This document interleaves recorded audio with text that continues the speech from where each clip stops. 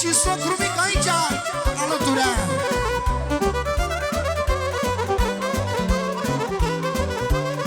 S-a auzit ce spune socru mic? Ia auzi ce spune.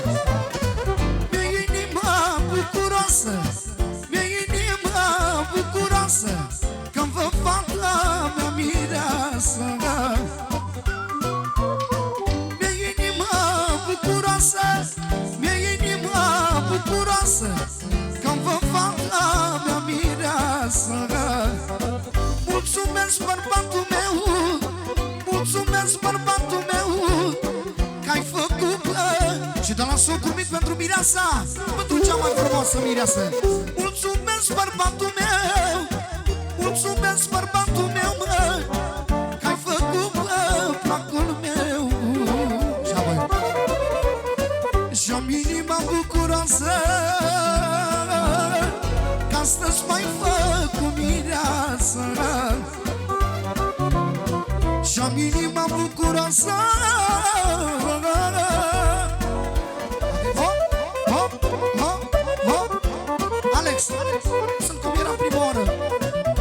Va merge.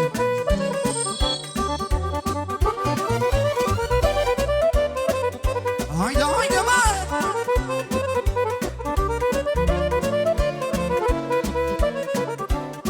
Auzi cum spune.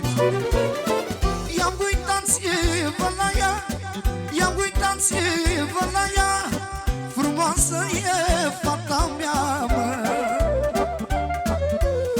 Uitați cât e de frumoasă, uitați cât e de frumoasă, cea mai frumoasă mireasă.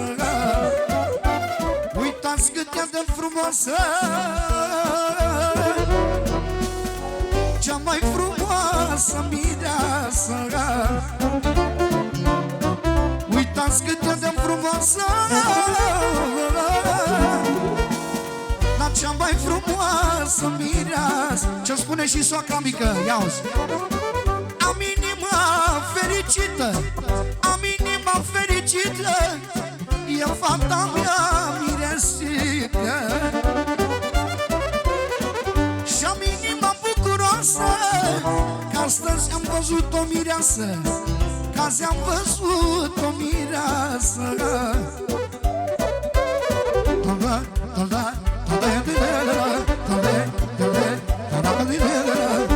Haide, haide, mă!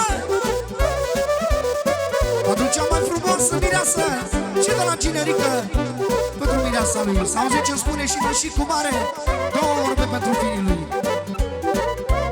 Ginerică, ia-uzi. Când pui naș pe cineva, îl pui naș cu inima, mă, îl pui naș cu inima, mă. Spune Ginerică. Că așa mi-a pus și eu, până așa și nașul meu, mă, până așa și nașul meu.